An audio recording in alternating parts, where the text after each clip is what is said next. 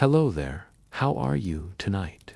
Before we begin tonight's journey into the past, you might want to dim the lights, get comfortable, settle in somewhere cozy, because this story is best enjoyed when the world around you starts getting a little quieter. And if you find yourself enjoying these calm trips through history, don't forget to like the video and subscribe. It helps the channel grow. It ensures you'll always have another slow, slightly boring history story ready whenever sleep refuses to cooperate. Let me know where you're watching from tonight. It's fascinating to see how many different corners of the world gather together to listen to stories, usually while trying to fall asleep. All right, now that the lights are dimmed and you're hopefully getting comfortable, let's travel back to the medieval world. Tonight, we're stepping into the shadowy life of a medieval assassin. In stories and legends, assassins often appear mysterious and almost heroic, silent figures slipping through dark corridors, completing dangerous missions with perfect skill. Cloaked in shadow, they are imagined as almost inhuman. But reality, as you will soon see, was far more complex, far more unforgiving, and far less glamorous. Imagine a world lit mostly by the flickering glow of torches, where the walls of stone castles echo with secrets and whispers.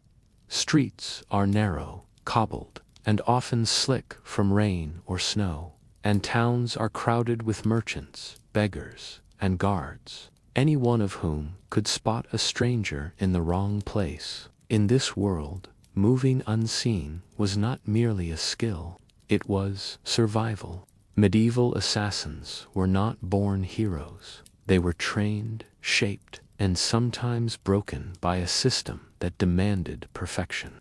They belonged to secretive brotherhoods, bound by oaths, rituals, and a code of silence that isolated them from the ordinary rhythms of life. Each member learned that a single slipper, whispered word, a careless movement, could undo years of effort and could end in a cell. Kings, princes, and powerful lords employed them as instruments of control, politics, and sometimes vengeance.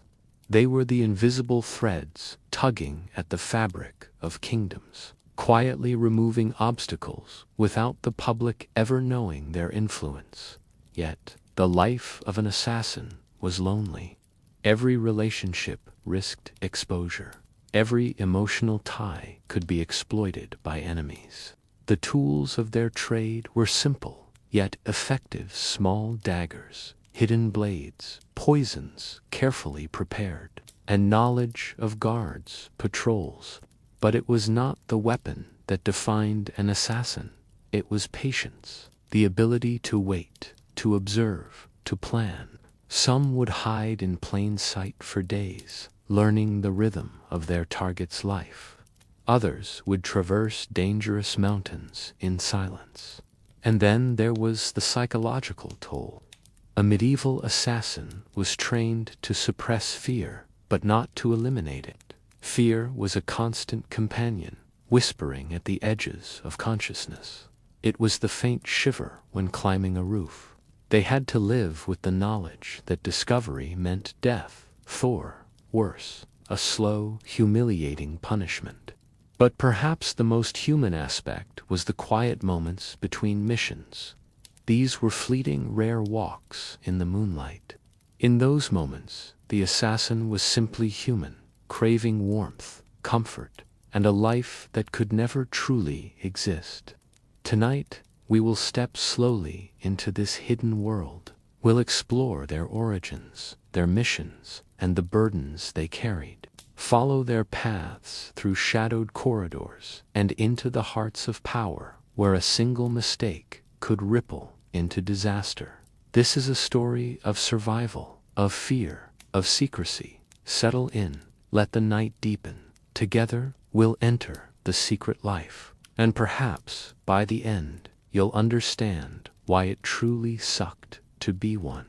The world we are stepping into tonight is older than most of the stories you've heard about it. Long before kingdoms rose and fell, before castles dominated the horizon, there were whispers of secret groups operating in shadow, bound not by laws, but by loyalty to one another and obedience to unseen masters. This is where the story begins.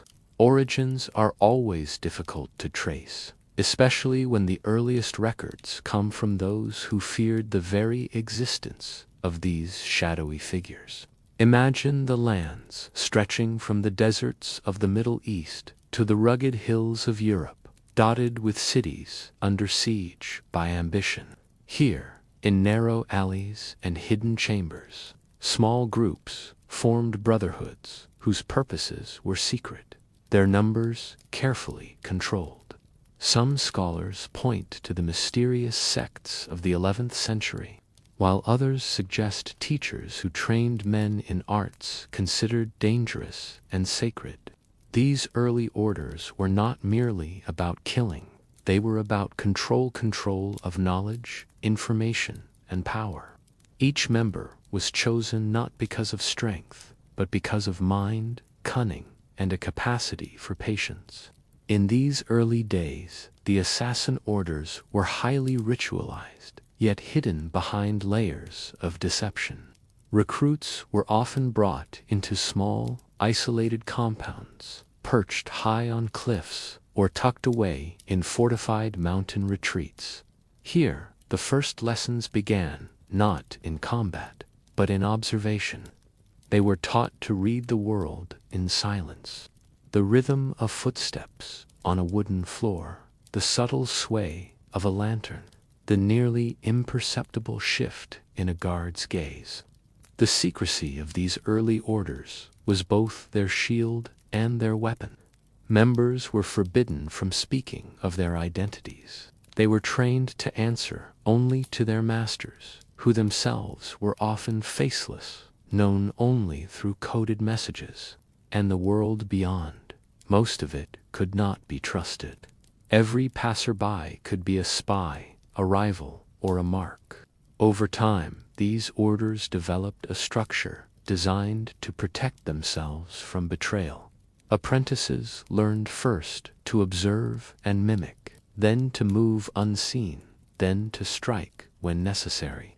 Rituals of loyalty were drilled into them from the beginning. They were taught that the brotherhood was family, that secrecy was survival, and that the world outside was indifferent. Interestingly, the formation of these orders was often influenced by the politics of the region. Leaders who feared rebellion would sometimes support these groups, providing resources in exchange for quietly influencing the balance of power. By the time we reach the medieval European scene, these assassin orders had begun to spread, adapting to new environments and cultures.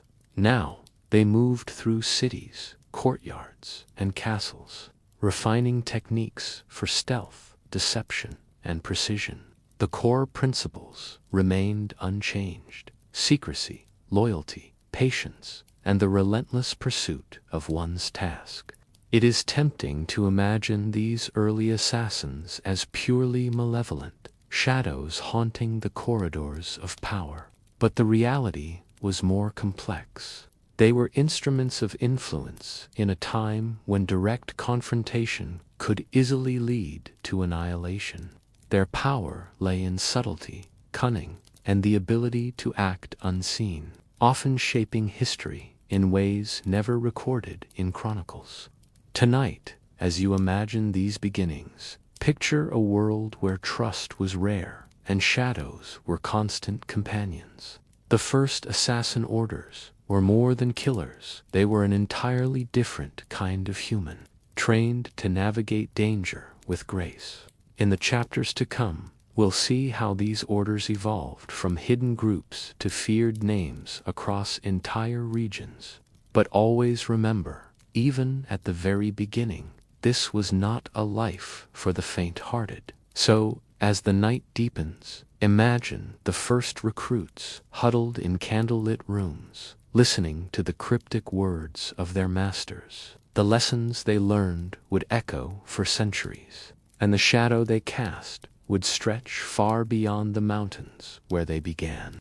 By the time medieval society began consolidating power into kingdoms and principalities, the world was a chessboard of intrigue, ambition, and hidden dangers. Castles rose like jagged teeth against the horizon. Armies marched across rivers and forests, and courtiers whispered in halls heavy with torchlight. In such a world, the emergence of hidden political killers, the assassins, was not just inevitable. It was a necessity. Unlike the early orders, which had focused primarily on training, loyalty, and secrecy, the next phase of their evolution was political. Kingdoms were no longer isolated fortresses. They were networks of alliances, betrayals, and unspoken threats. Here, an assassin was not merely a silent killer, but an invisible agent of influence.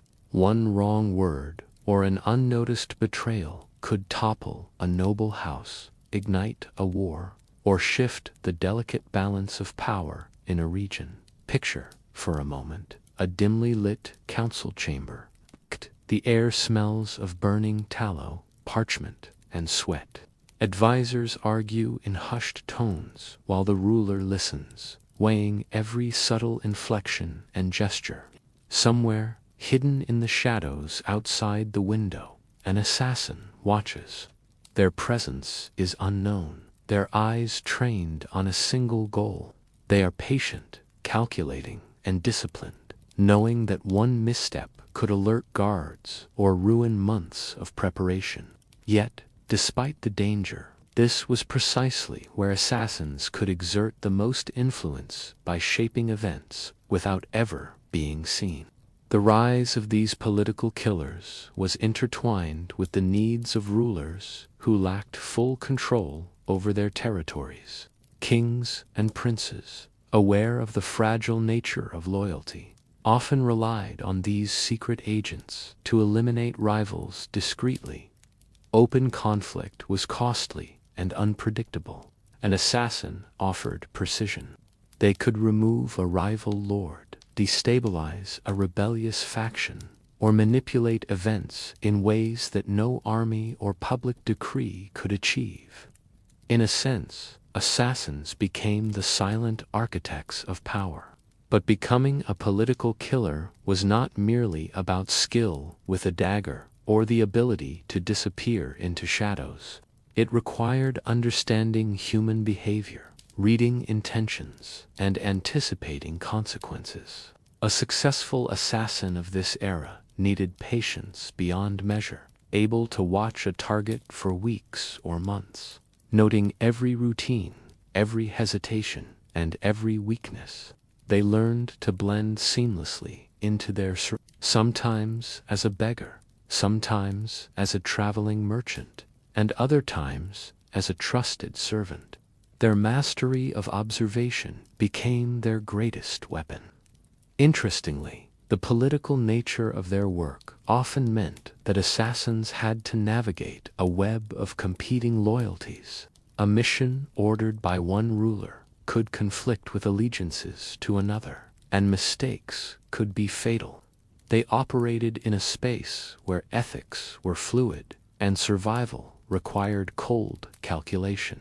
Yet, within this moral ambiguity, the assassins developed their own sense of justice, or at least of necessity. They understood that their lives depended on efficiency, discretion, and the absolute elimination of error. The evolution of these political assassins also coincided with advances in medieval intelligence. Letters and messages were intercepted, spies were planted, and allegiances shifted with the seasons. Assassins became part of this hidden network, learning not only to kill but to gather knowledge and spread misinformation. A successful operation might involve months of preparation, from mapping secret passages, to understanding personal habits, to cultivating false identities that could withstand scrutiny from inquisitive eyes. Yet, despite their growing sophistication, the life of a political assassin was far from glamorous. The very skills that made them invaluable, their secrecy, discipline, and cunning, also isolated them from the world. Trust was a dangerous luxury, and personal connections could be deadly. Many assassins lived in constant tension, moving through cities and castles like ghosts, always aware that one misstep could mean imprisonment, torture, or death. And while they wielded influence over kings and lords, their own lives remained fragile. They were as expendable as the very pawns they helped eliminate. By the end of this period, the figure of the hidden political killer had become firmly embedded in medieval society. They were no longer simply members of secret orders. They were indispensable instruments of power. Entire political landscapes shifted based on their actions, yet the public remained unaware. To the outside world, nothing had changed, but in quiet chambers, history was being shaped by these invisible agents. So tonight, as you imagine these shadowy figures slipping through the corridors of power, remember every whisper of intrigue, every subtle betrayal and unnoticed movement could have been orchestrated by someone trained to exist entirely unseen. These assassins were not just killers, they were manipulators of fate, architects of outcomes, and masters of patience. In a world where time could be both ally and enemy, and as we move forward, we'll see how new recruits were drawn into this dangerous web, how their training evolved to match the escalating stakes of power, and why even the most skilled could never truly escape. The world of the assassin was not a world one stumbled into by chance. There were no posters, no open applications, and certainly no casual introductions. Entry into a brotherhood was an initiation into a hidden world, carefully guarded from those who might be exposed by it. For the young men and women chosen, it was the beginning of a life where freedom and danger were inseparable companions. Recruitment often began quietly, almost invisibly, in villages, towns, and even noble courts. A master of the Orderon, experienced assassin who had survived countless missions, would identify potential recruits based not on strength or wealth, but on subtle qualities: keen observation, patience, a calm demeanor under pressure, or a natural curiosity about the world beyond the obvious. It might be a child who noticed patterns others overlooked, a youth who remained eerily silent in tense situations, or a young adult who exhibited an uncommon cleverness in solving problems. These were the seeds of potential that the Brotherhood sought. For the recruit, the first contact was never obvious. A mysterious stranger might appear, a traveling merchant, a scholar, or even a messenger. They watched quietly, tested carefully, sometimes over months or even years. A careless word, a lapse in judgment, or a sign of arrogance could disqualify the candidate forever. The Brotherhood valued subtlety above all else. The ability to move unnoticed was more important than any skill with weapons. Once identified, the potential recruit would often be invited, sometimes gently persuaded, sometimes taken abruptly into the fold. This was the point of no return. Those who accepted the invitation left behind their former lives entirely. Family ties were severed, friends became dangerous distractions, and every aspect of their life became defined by the Brotherhood's strict code. To be recruited was not merely to join a group, it was to be reshaped, almost completely, into a tool of shadow and silence. The process of initiation was as psychological as it was physical. The recruit would first be tested on their obedience and patience. They were subjected to exercises designed to strip away hesitation, fear, and attachment. Early nights were filled with observation exercises, watching guards on patrol, memorizing patterns of footsteps, identifying threats from a distance. They learned to notice the small things, the way a candle flickers across a room, the rhythm of a city, the scent of whetstone. Physical training was intense. The recruit learned to move silently over rooftops, to vanish into crowds, and to climb walls. Every lesson carried the unspoken message: your life now depends on your discipline and your ability to think several steps ahead. Failure was never abstract. A misstep could cost not only the recruit but also the mission, the order, or even lives outside the Brotherhood. But recruitment was not purely about skills. The Brotherhood sought loyalty above all else. Could they keep a secret when their life was threatened? Could they resist temptation when the stakes were high?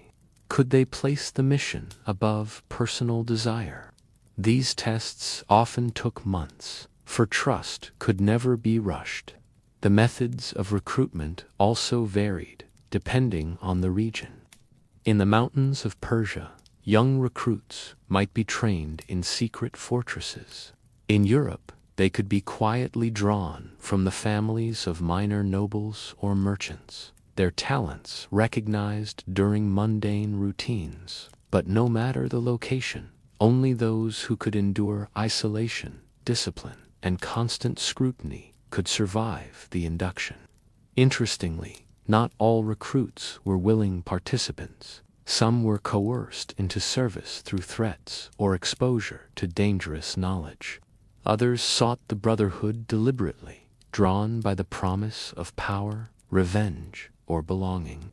Regardless of how they arrived, once they entered, their lives were no longer entirely their own. They belonged to the Order. Their value was measured by their ability to serve the mission flawlessly. Even after formal acceptance, the path ahead was treacherous. The first missions were small, controlled, and observed carefully by masters.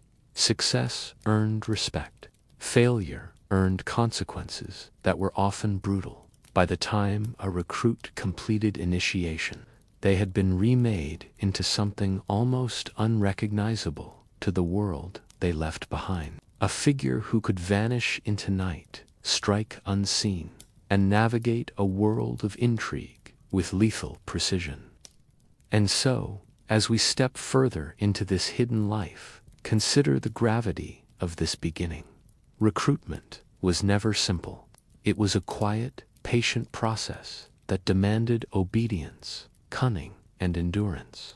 For those who survived it, the world of the assassin became their home, a realm of shadows where each action could shape history. The gates of the Brotherhood were heavy, wooden, and darkened by centuries of weather. Beyond them, the world the new recruits entered was harsher than any they had imagined. Sunlight was a privilege, not a right, and every corner, every stone, every shadow carried lessons that would shape or break the young lives. The life of an assassin began not with a mission or a weapon, but with training so relentless it tested the limits of mind and body. The first days were almost unbearable. Recruits were forced to rise before dawn, their bodies aching from exercises designed to break fear. They ran barefoot across gravel and cold stone floors, each step a test of endurance and focus. Mist hung low over the courtyards, clinging to the skin and chilling the bones. Yet silence was demanded at all times. A stumble, a whisper, or even a glance at a fellow trainee could be met with punishment, reinforcing the rule that hesitation would be deadly. The instructors themselves were figures carved from shadow and discipline. They did not speak much, but their presence instilled constant awareness. Every movement was scrutinized, every reaction measured. Patience was drilled into the recruits through exercises that seemed endless. Hours spent observing guards, memorizing routes, or moving through obstacle courses while imagining every danger that could await them. One of the earliest lessons was learning to control the body completely. Stealth was not simply moving quietly, it was moving naturally while deceiving perception. A recruit learned to walk in a courtyard without leaving footprints in the snow, to scale walls without letting the fingers slip, to slip between shadows as if they were breathing the darkness itself. Strength and agility were honed alongside awareness and control. The assassin's true advantage lay not in the weapon they carried, but in the way they became part of the world rather than opposed to it. Even the mind was a battleground. Recruits were taught to anticipate danger at every turn. Exercises were designed to push nerves to the edge. Sudden sounds, shifting lights, and hidden obstacles forced them to respond instinctively. The most subtle of mistakes was amplified. They learned to endure exhaustion, to control fear, and to accept that suffering was not punishment, but preparation. Each pain endured was another layer of armor, another step toward the silent efficiency the Brotherhood demanded. Training also involved lessons in deception. Recruits practiced blending into the background, assuming different identities, and observing without being observed.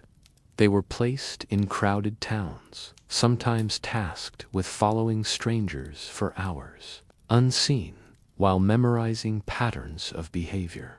At times, they were sent alone into villages, under the guise of a harmless traveler, learning that every conversation could contain hidden threats. Every encounter was a test of vigilance, and every lesson reinforced the idea that the world outside would never wait for the assassin. Weapons came later, only after the body and mind were trained to a degree where the weapon could be an extension of intent rather than panic. Knives, short swords, and even hidden poisons were introduced slowly, first as tools of understanding and then as tools of execution. Precision was more important than strength, and control more than aggression. Every strike was practiced with meticulous care. Sleep itself was taught as a discipline. Recruits learned to rest lightly, to awaken at any sound, and to remain aware. The quiet hours of the night were no longer for comfort, they were for observation, reflection, and internalization of the lessons. By the end of these early months, the recruits had been reshaped. Their bodies were lean and precise, their senses alert. They had become creatures of shadow, attuned to the world around them in a way most ordinary people could never imagine. Every lesson and every challenge was a reminder that the world of the assassin required perfection in silence, patience, and observation. And yet, beneath the harsh discipline, subtle bonds formed. Recruits learned to watch each other, to share knowledge silently. Survival depended on mastering both solitude and the understanding that one's skills were part of a greater web of secrecy. The harsh training was not cruelty for its own sake. It was the foundation of survival. In the darkness of early mornings, in the misty courtyards, a new generation of assassins was forged. Their future would demand more than skill, it would demand patience, courage, and an ability to become invisible even when surrounded by life. It was grueling, exhausting, and relentless. And yet it was only the beginning of a life defined by shadows. Once the body had been tempered through grueling physical training, the recruits entered the next stage of their transformation, mastering stealth and patience. In the Brotherhood, strength alone was never enough. Survival demanded the ability to move like a shadow, think like the wind, and wait longer. These lessons were subtle, almost imperceptible, and required endurance not only of the body, but of the mind. Stealth was more than silence. It was a discipline of perception, a way of existing. A recruit might spend hours moving through empty streets, dense forests, or echoing corridors, each step calculated, each movement measured. Even the smallest sound, a squeak of leather on stone, a whisper of wind against a branch, could unravel hours of preparation. To succeed, the assassin had to become part of the scenery, a presence that might exist yet never be noticed. Observation became the foundation of every lesson. Recruits studied patterns, the timing of guards, patrols, the flicker of torches, the subtle routines of life. Every detail mattered: how shadows stretched across walls, the rhythm of footsteps on distant streets, or the faint sway of a curtain in a breeze. Patience was not simply virtue, it was survival. One misstep, one impulsive movement, and a recruit could be exposed. The exercises extended beyond physical movement into psychological mastery. Recruits learned to manipulate attention, moving in plain sight while remaining unnoticed. They discovered that invisibility was often a matter of perception rather than darkness.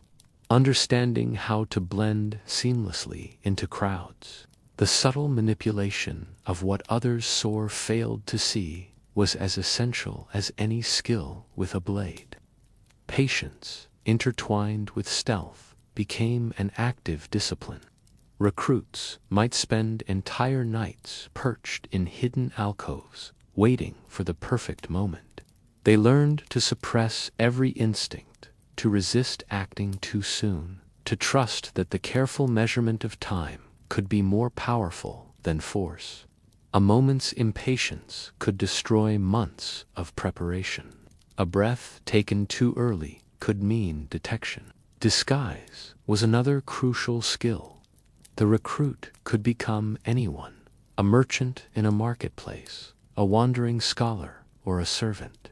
Each gesture, each tone of voice, each movement was tested for authenticity. The ability to exist unnoticed became inseparable from survival itself. The training environments were deliberately treacherous. Stone corridors that echoed uneven rooftops, slick with rain, dense forests concealing unseen threats. Every surface could betray a step. Every shadow could conceal danger. The lessons were exhausting, both physically and mentally. To succeed, a recruit had to accept invisibility as a state of being, a way of living, rather than merely a tactic.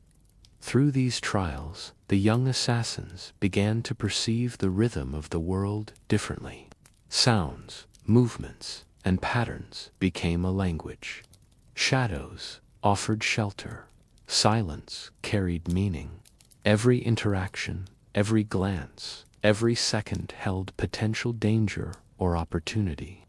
The recruits were being forged into instruments of precision and influence, capable of navigating a world that ordinary people barely understood. In these quiet, relentless hours, the young assassins became something extraordinary. They were no longer merely students of violence, but masters of observation. They learned that power often came from restraint, and that survival was earned in silence. In the shadows, they discovered that the greatest skill was to remain unseen until the exact moment when action was necessary. In the silent world of the assassin, a weapon was never merely a tool, it was an extension of the body, a whisper of intent, and a means of survival. The young recruits, now tempered by grueling training and mastery of stealth and patience, were introduced to instruments carefully chosen for precision, concealment, and adaptability. Unlike the clashing swords of knights or the heavy maces of soldiers, an assassin's weapons were designed to leave no trace, to strike and vanish, to exist in shadow as much as the assassin who wielded them. Daggers were the first introduction. Small, lightweight, and easily concealed, they were far more than simple knives. A dagger could be hidden in a sleeve, tucked into a boot, or disguised as a mundane object. But mastery of the blade required discipline. Every movement had to be precise, every thrust measured. A dagger could pierce armor gaps, end a life silently, or signal the start of a plan, but only if wielded by hands trained to move with instinct, not impulse. Recruits spent hours learning the subtle balance of weight and control, striking at targets with the speed of thought rather than brute force. Short swords and curved blades followed. These were heavier than daggers, but retained the qualities of stealth and agility. The curved edges allowed assassins to cut with efficiency in confined spaces, moving through crowded hallways or narrow passages where a longer weapon would be cumbersome. Training with these blades emphasized timing, fluidity, and economy of motion. A swing too wide, a misjudged step, and the assassin could become visible, losing the advantage that secrecy and patience provided. Every motion had to flow naturally, as though part of an invisible dance with the environment. Ranged weapons, though less frequent, were equally critical. Bows, crossbows, and throwing knives were used to strike from a distance, though rarely in open battle. Assassins relied on these tools to remove threats quietly from rooftops or hidden alcoves, and often under the cover of darkness. Precision and patience were paramount. One misfire could expose the assassin or alert others to their presence. Even with a crossbow, the lessons of stealth and timing learned in earlier training were inseparable. Every shot demanded calculation and an understanding of the environment. Poison was perhaps the most insidious tool in the arsenal. Extracted from herbs, minerals, or even animal venom, poisons allowed assassins to manipulate death without direct confrontation. Learning to wield poison required meticulous study. A slight miscalculation could kill the wrong person or even the assassin themselves. Doses had to be measured, delivery methods rehearsed, and subtlety ensured. The use of poison was not simply a method of killing. It was a lesson in patience, observation, and the orchestration of events over hours or days. Hidden or specialized weapons reflected the ingenuity of the orders. Small blades that could spring from belts, concealed hooks for climbing walls, or slender spikes for silent strikes. Every device was designed with a purpose and a lesson. Recruits learned to move with these tools unnoticed. A weapon was only as effective as the mind and body behind it. Without mastery of stealth and timing, even the deadliest blade was useless. Weapons were not taught in isolation. Training always paired them with the principles of stealth, observation, and patience. A dagger was useless without the ability to approach unseen. A crossbow was worthless without careful calculation of distance and timing. Even poison required an understanding of the human body, of routines, and of opportunity. Each weapon was a test of the skills learned so far, a measure of whether they could integrate mind, body, and environment into a single lethal harmony. Beyond their practical function, These weapons also carried symbolic weight. They represented the assassin's readiness to embrace danger, to operate in silence, and to act decisively. They were tools of influence in a world that did not reward overt power. While kingdoms amassed armies and nobles displayed swords and shields, the assassin's arsenal was quiet, precise, and invisible, just like the life they had chosen or been chosen for. In mastering these weapons, the recruits came to understand the balance between action and restraint. Force alone could never succeed. Timing, discretion, and subtlety were far more powerful than the strongest strike. Every blade, every arrow, every vial of poison became an instrument of intent, perfectly synchronized with training in patience and stealth. And in the shadows where these weapons were used, a single motion could ripple through the corridors of power, unseen and irreversible. By the end of this stage, the young assassins had transformed further. They were no longer merely observers. They were active participants, equipped to influence the world. The weapons they carried were extensions of their training, their patience, and their precision. In their hands, death became quiet, deliberate, and invisible, just as they had been forged to be. Within the cold, echoing walls of the fortress, discipline was more than expectation, it was life itself. The Brotherhood of Assassins did not tolerate hesitation or indulgence, because in the shadowed world they inhabited, even a single lapse could mean death. Discipline was not merely about following orders. It was about shaping mind, body, and instinct into a single instrument, precise and unerring. Every action, every breath, every decision was measured against a standard that allowed no exception. Recruits rose before dawn. They performed rigorous physical exercises, stretching muscles and tendons until they moved like water over stone. Each movement had to be perfect. Imperfection, even minor, was noted, corrected, and repeated until it became instinct. The lessons extended to the smallest details: how to tie a knot silently, or how to step without leaving a footprint. Every day reinforced that mastery was only possible through relentless repetition. Loyalty, intertwined with discipline, was equally uncompromising. The Brotherhood demanded absolute obedience to the order and its leaders. Personal ambition or sentiment was a dangerous distraction. A whispered secret or impulsive act could unravel years of preparation. In this world, loyalty was required for survival. Without it, the network of trust necessary for operations would collapse. Meals were taken in silence, with attention to etiquette and order. Even conversation was regulated, limited to matters of necessity.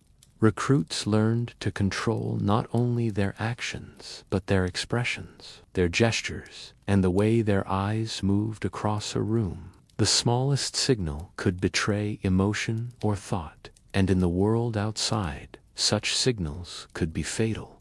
Training drills reflected this discipline in action.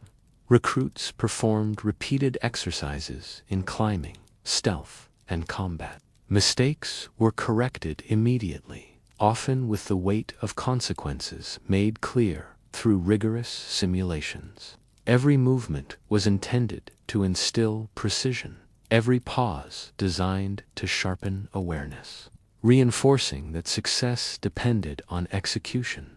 Loyalty was tested in more subtle ways. Recruits were placed in situations where trust and adherence to instructions were critical. They observed senior assassins silently, learning that obedience was a form of intelligence rather than blind compliance.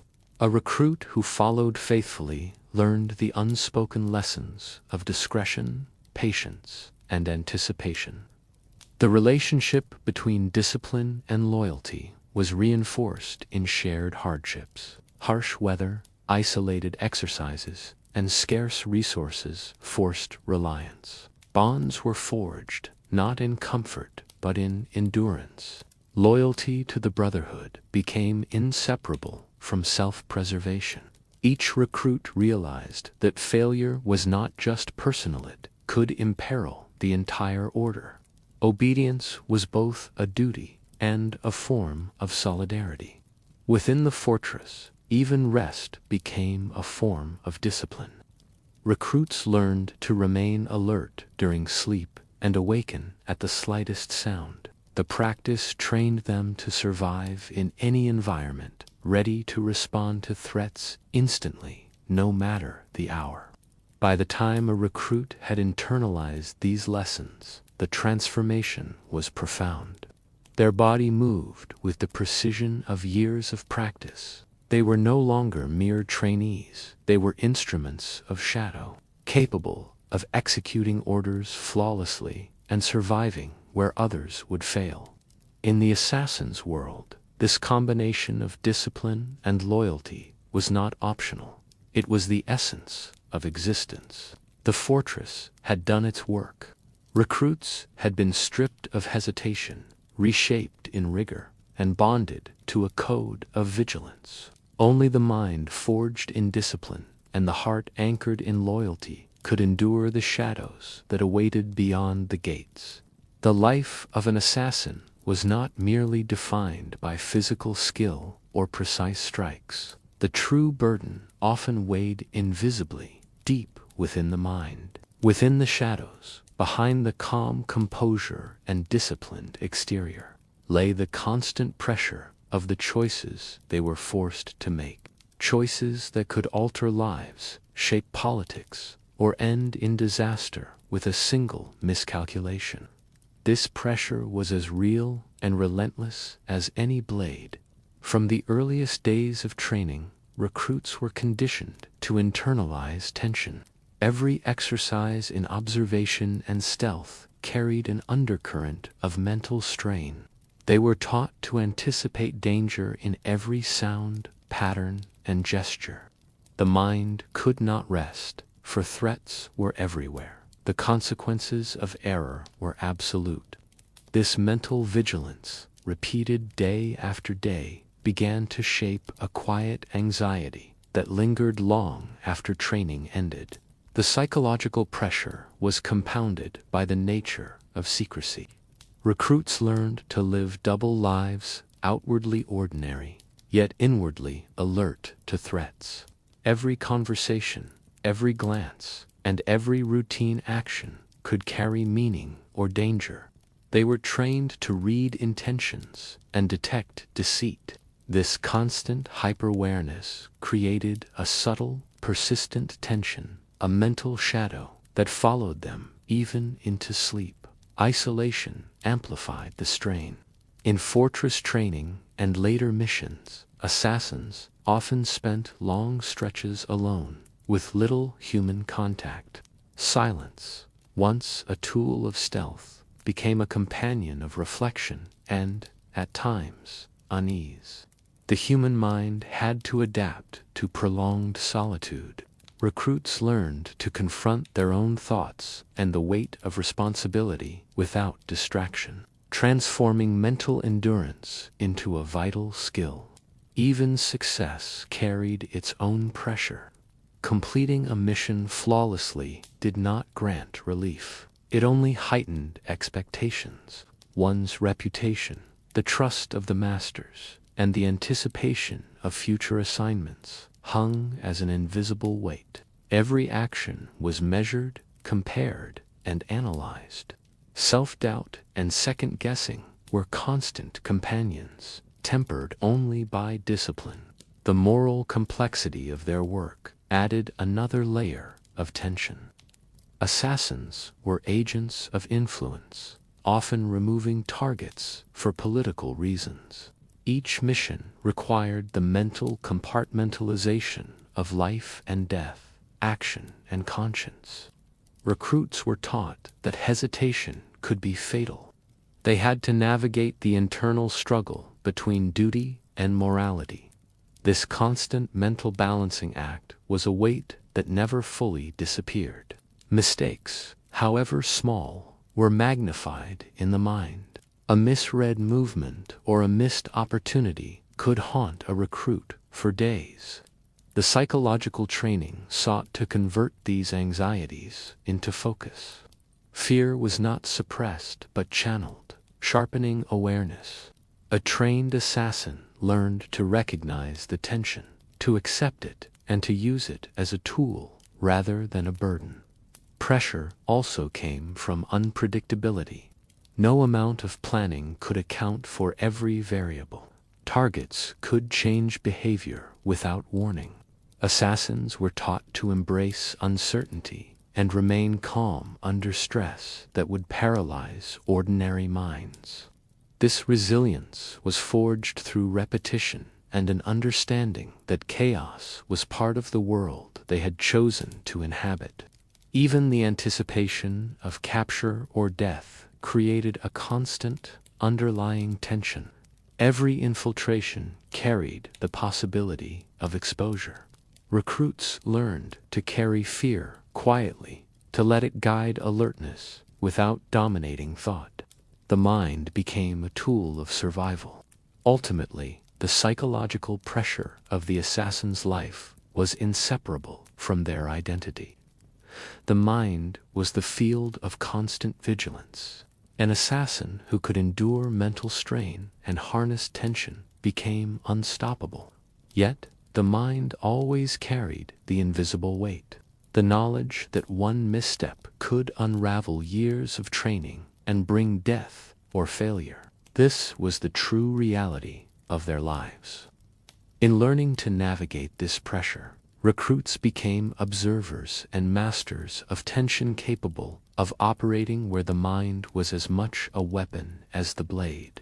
By the time an assassin had mastered stealth, patience, weapons, and psychological endurance, the true test awaited: missions. These were no simple tasks, they were carefully orchestrated operations, often ordered by kings, princes, or influential nobles who wielded power behind closed doors. To the outside world, the kingdom might appear orderly, governed by law and protocol. Yet, in the shadows, every decision could be manipulated by assassins.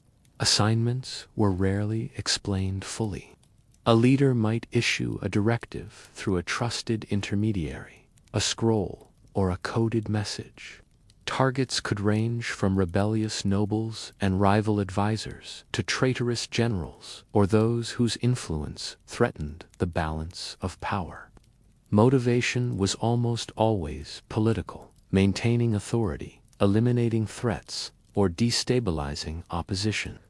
Personal ethics mattered little. The assassin's loyalty was to the order and the mission itself, not to the whims of morality.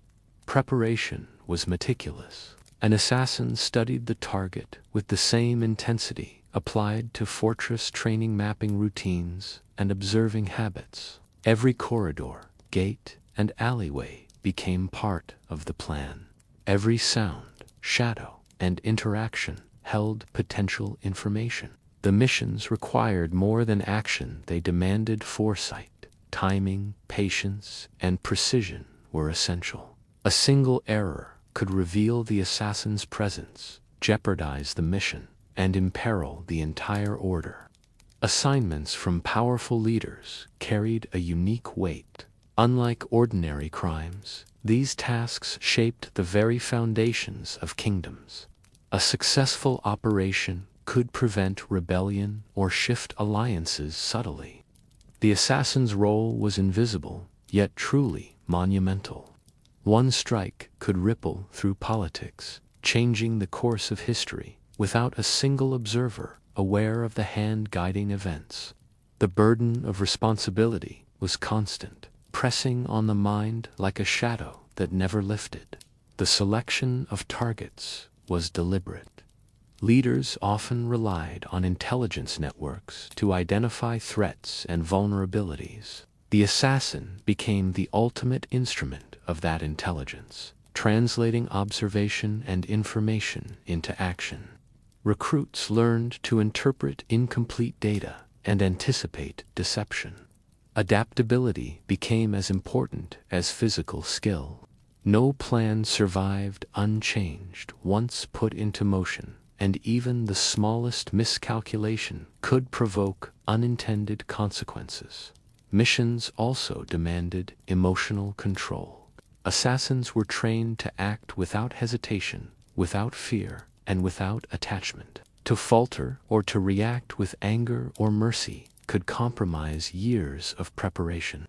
Each strike required total clarity of mind. In this sense, the assassin's life was an exercise in absolute discipline, where the body and environment moved in perfect synchronization. Often, the directives were deliberately vague to test judgment. An assassin might be told simply to remove a target. The cultivation of observation, patience, and anticipation became essential. Judgment was honed over years of relentless practice. Every choice carried the weight of consequences that extended far beyond the individual. An elimination might be disguised as an accident, a poisoning, or an apparent duel. Discretion was always paramount. The act itself was less important than the perception left behind or, more often, the absence of perception. A perfectly executed mission left no witnesses, no evidence, no indication that history had been nudged by invisible hands. Missions demanded movement through dangerous lands. Assassins traversed forests, towns, and cities, often without allies. Each step required attention. Each pause demanded awareness. Each decision balanced risk and opportunity. The weight of responsibility never lifted. The mission became a living tension, a silent test of every lesson learned. By the time a mission was complete, the assassin had transformed yet again from a recruit into an agent of influence. They existed between worlds, unseen, decisive, and irrevocably connected to events far beyond ordinary perception. In the shadows of powerful leaders, the assassin operated with freedom and constraint, aware that one misstep could erase years of training. Always aware that one misstep could erase all the years of training that had brought them to this point. Once a mission was assigned, the assassin often found that the journey itself could be as dangerous as the target. Traveling across hostile lands required not only stealth and discipline, but an acute understanding of terrain, local customs, and human behavior. Roads that seemed empty could conceal bandits, rival spies, or patrolling soldiers. Forests could provide cover, but also hide predators or treacherous ground. Every step demanded vigilance. The journey began with careful planning. Assassins would study maps, observe weather patterns, and consider the timing of travel. Choosing the right route was critical. A path too obvious invited scrutiny, while one too obscure could isolate the traveler and increase risk. Often, journeys were conducted at night, moving under the cover of darkness. Yet even darkness offered no guarantees. Shadows could betray movement. Moonlight could illuminate a path, and the slightest misstep could alert an enemy. Traveling in secret also required disguise.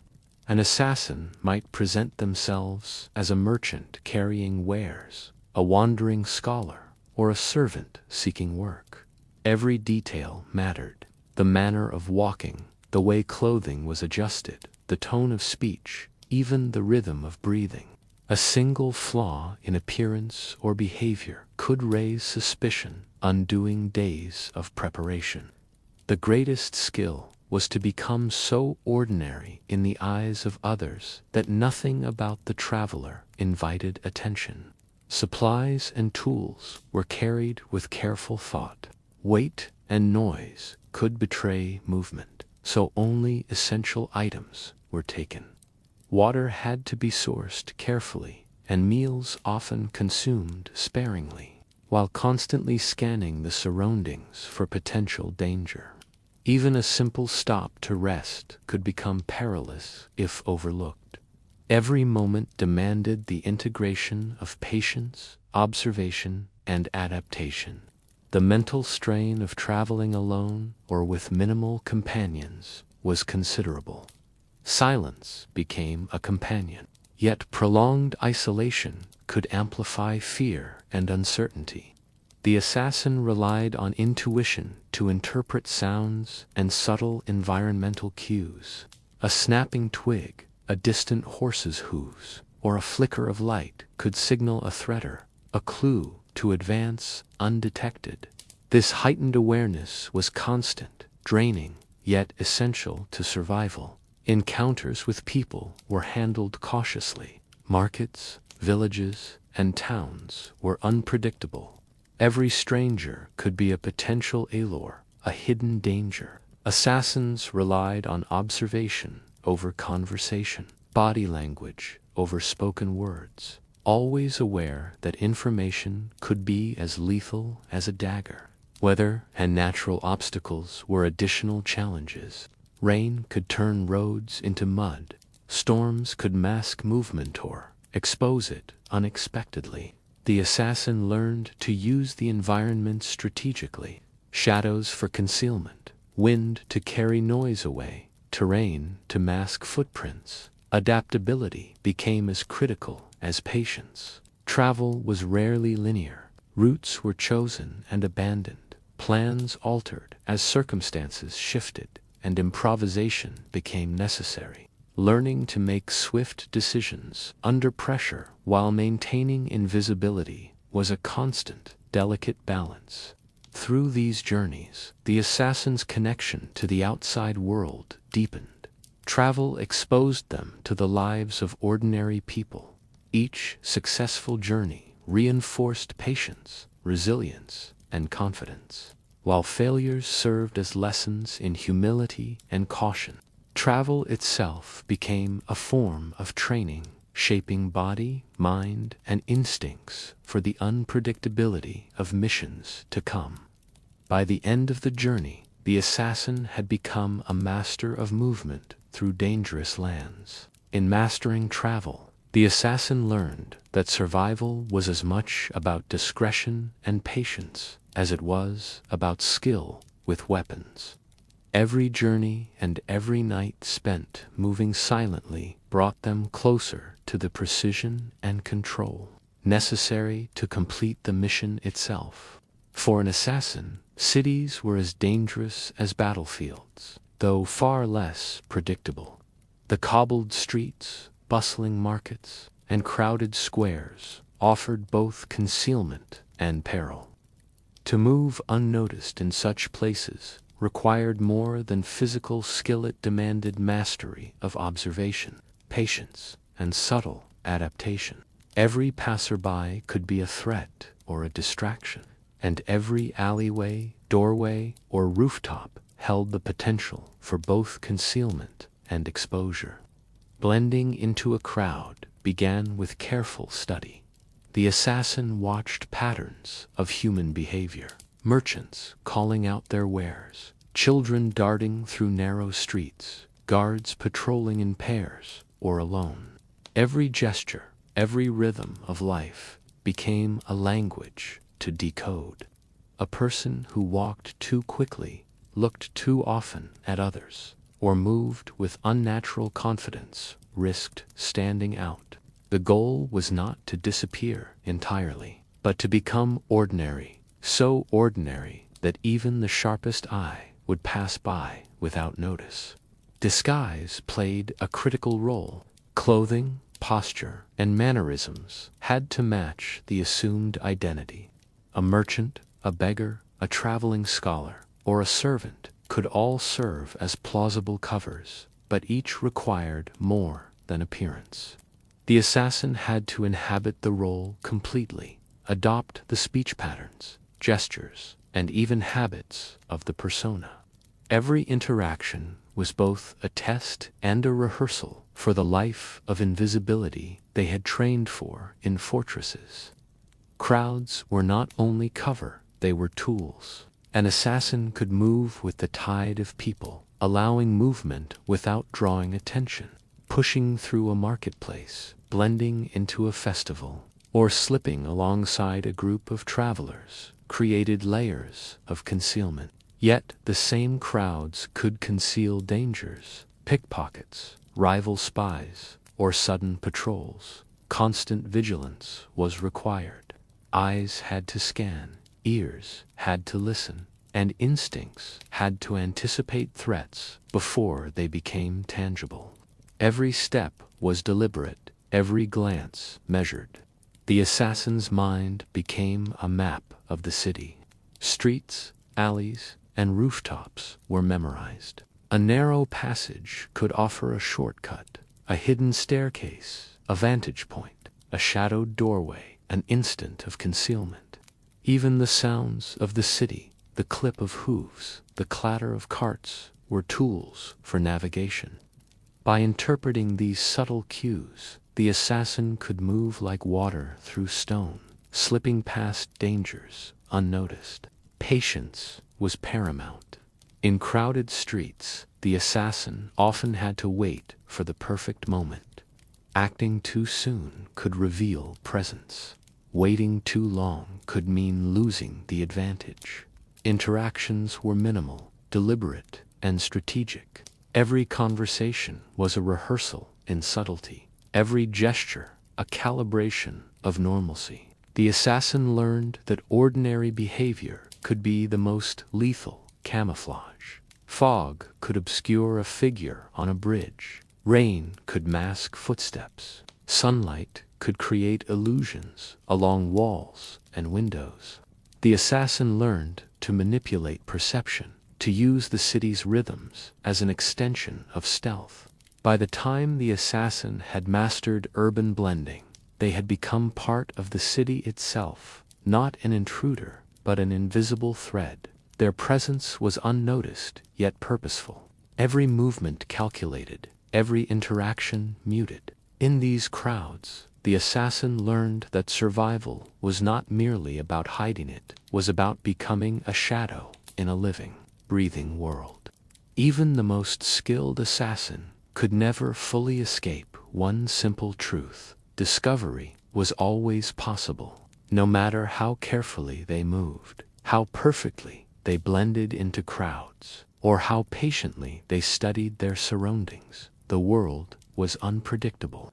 A single glance from the wrong person, a misplaced step on a loose stone, or a guard arriving a moment earlier than expected could unravel everything. For an assassin, this constant risk was not an occasional fear, it was a permanent companion. From the moment they entered a city or approached a target, their senses were stretched to the edge of exhaustion. Every sound had meaning. The scrape of boots on cobblestones, the sudden quiet of a marketplace, the shifting posture of a guard leaning against a wall. These details, insignificant to most people, could signal danger. An assassin learned quickly that people were observant in ways they did not always realize. A baker might notice a stranger passing the same corner too many times. A stable boy might remember a face that seemed slightly out of place. A guard, bored during a long watch, might become curious about a figure lingering near a gate. None of these observations alone meant exposure, but together they could form a pattern, and patterns were dangerous. This is why assassins rarely stayed in one place longer than necessary. Movement was part of survival. If suspicion began to grow, even faintly, it was often wiser to disappear entirely and begin again somewhere else. Missions sometimes required abandoning weeks of preparation simply because the atmosphere had shifted. Patience meant knowing when not to act, yet sometimes the risk appeared suddenly and without warning. Perhaps a guard recognized a disguise that was not quite convincing. Perhaps a messenger carried unexpected news that altered a patrol route. Perhaps a rival spy noticed subtle movements in a crowd. In those moments, an assassin had only seconds to decide: run, blend in, or improvise. Improvisation was one of the most difficult skills to master. Training could prepare a person for many situations, but reality rarely followed the script. When discovery threatened, the assassin had to remain calm while their mind raced through possibilities. A dropped basket of fruit could create a distraction. A sudden turn into a busy tavern could dissolve a pursuit. A quiet climb to the rooftops could erase a trail entirely. But each choice carried risk. Panic was the true enemy. Panic made footsteps loud. Panic made eyes dart around the room. Panic turned an invisible person into someone suddenly noticeable. So the assassin learned to slow their breathing even when danger was close enough to feel. Calm even when the heart was pounding. Stillness even when every instinct screamed to run. Sometimes discovery came from the target themselves. Powerful nobles and rulers were rarely naive. Many surrounded themselves with layers of guards, servants, and advisors trained to watch. A servant might notice a new face near the kitchens. A guard captain might sense that someone had been studying the walls too carefully, and unease spreads quickly in places of power. When suspicion took root, entire buildings could transform overnight. More guards appeared. Gates closed earlier. Patrol routes doubled. Doors that had once been open became locked and watched. In these moments, assassins relied on the deepest lesson they had learned: patience. Sometimes the correct decision was to vanish, to leave the city quietly before anyone realized what had almost happened.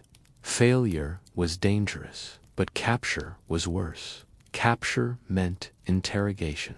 Interrogation meant exposure, not just of one assassin, but potentially of the entire order. The thought of this possibility was always present. It lingered like a shadow behind every action, and yet assassins continued their work. They moved through crowded streets and silent rooftops with the understanding that discovery was never far away. Their survival depended on accepting this risk rather than fearing it, because in the shadowed profession they had chosen, perfect safety did not exist. There was only preparation, awareness, and the quiet hope that when danger finally appeared, they would notice it one moment before anyone else did. In the shadowed world of assassins, danger did not always come from guards, watchmen, or suspicious strangers. Sometimes the greatest threat came from far closer, from whispers behind closed doors, from shifting alliances, and from the quiet possibility of betrayal. Politics in the medieval world was rarely stable. Kingdoms appeared powerful, but beneath the surface they were fragile structures held together by loyalty and ambition. Nobles competed for influence. Advisors whispered conflicting strategies. Rivals waited patiently for opportunities to gain advantage. In such an environment, the work of assassins became deeply entangled with political intrigue. A mission was rarely as simple as removing a single individual. Behind every target was a web of alliances stretching across entire kingdoms. One noble might secretly support a rival faction. A trusted advisor might be feeding information to enemies while pretending loyalty to the crown. Assassins operated within this maze of deception, and because of that, trust was always fragile. Even within the Brotherhood itself, secrecy remained absolute. Members knew only what they needed to know for their mission. Orders often arrived through intermediaries, written in coded messages, or spoken quietly in guarded rooms. This structure protected the order. But it also meant that assassins sometimes acted without knowing the full truth behind their assignments. Occasionally, this lack of information hid something dangerous. An assassin might eliminate a target only to discover they were part of a larger plan. A rival lord might use the order's actions to trigger conflict. A king might secretly blame an enemy for a death arranged through shadowy channels. In these situations, the assassin became part of a game far larger than themselves. Political intrigue meant loyalties could shift without warning. A powerful patron could fall from influence overnight, leaving the assassin exposed in hostile territory. Even allies could become enemies when circumstances changed. Every message had to be interpreted carefully. Every instruction had to be considered for the consequences it might create beyond the original target. Because of this, experienced assassins learned to read the subtle language of power. They studied expressions during private meetings. They noticed when guards were unusually tense or when servants whispered nervously in hallways. These small signals could reveal cracks in stability. Betrayal was always a possibility. Sometimes it came from ambitious nobles. Other times it came from rival factions seeking to lure an assassin into an ambush. An assassin had to consider every possibility. Was the target truly the enemy? Was the mission a trap designed to expose the order? In the courts of kings, truth was often buried beneath layers of secrecy. Assassins moved through these environments like silent observers. The Brotherhood existed for a world where warfare was costly and diplomacy fragile. In such a landscape, the assassin was both a weapon and a witness. They saw the hidden tensions beneath royal ceremonies. They understood that behind every smiling noble could stand a carefully concealed enemy. Betrayal was expected. Survival meant accepting that loyalty might crumble and the truth behind a mission might never be fully revealed. All that mattered was discipline, patience, and the ability to move through this web of intrigue without becoming entangled in it. In the silent profession of shadows, distance from ambition was often the only protection left. For all the training, patience, and discipline an assassin possessed, one fear never truly disappeared: the fear of being captured. It lingered quietly in the background of every mission, every journey, every silent step through corridors and crowded streets. Assassins were trained to appear calm, controlled, almost emotionless. But beneath that exterior, they always understood the risk they carried. Capture was not simply failure, it was something far worse. In the medieval world, justice was rarely gentle. If an assassin was discovered and taken alive, they would not be treated as an ordinary criminal. They would be seen as a conspirator, a spy, an enemy working in the shadows against authority. And enemies in the shadows were rarely shown mercy. Interrogation in those times could be relentless. Authorities wanted answers: who had sent the assassin, and whether more danger remained hidden nearby. The prisoner would be questioned repeatedly, for days or longer, as officials tried to uncover the truth behind the attempt. For the assassin, this possibility was always present. It influenced how they planned their movements and how they approached a target. Training did not only focus on stealth or weapons, it also prepared the mind for the terrible reality that a mission might go wrong. A guard might notice the wrong movement, a servant might recognize a face, a door might be locked unexpectedly. Any small mistake could lead to pursuit, and pursuit could end in capture. This constant awareness shaped the assassins' behavior. They avoided unnecessary risks and memorized escape routes before taking a single step. They observed guard patterns again and again, searching for the slightest change. Preparation was their only defense. Even during quiet moments, sitting in a tavern or resting in a rented room, the assassin's mind continued to work. Where were the exits? Which streets offered the fastest escape? Which rooftops could be climbed if soldiers suddenly appeared? These questions never stopped. Living with this level of alertness could be exhausting. Most people moved through life without thinking about danger. But for an assassin, danger was constant. A peaceful evening could turn into chaos in seconds if suspicion arose. And when suspicion spread, the city itself could become a trap. Guards might begin searching strangers.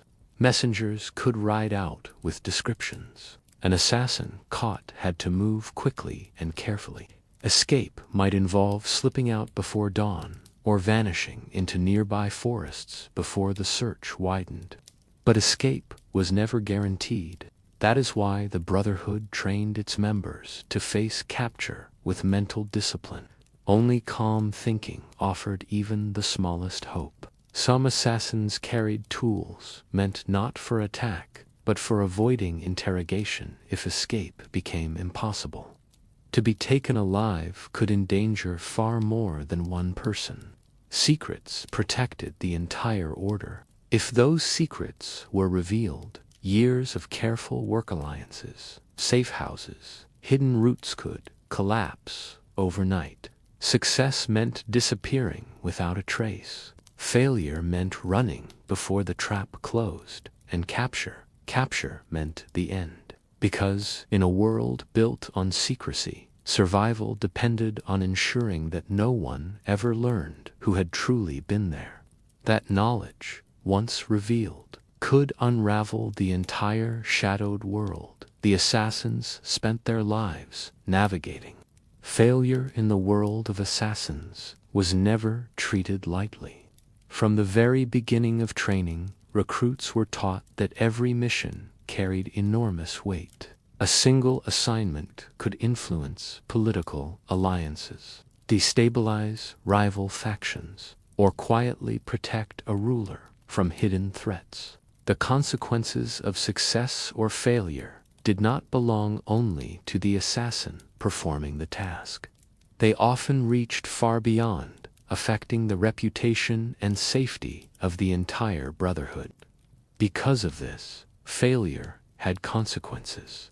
The Order could not afford carelessness. If one assassin made a mistake that exposed their presence, guards might become suspicious of strangers, and patrols might increase, and powerful leaders might begin searching for the shadowy network operating behind the scenes.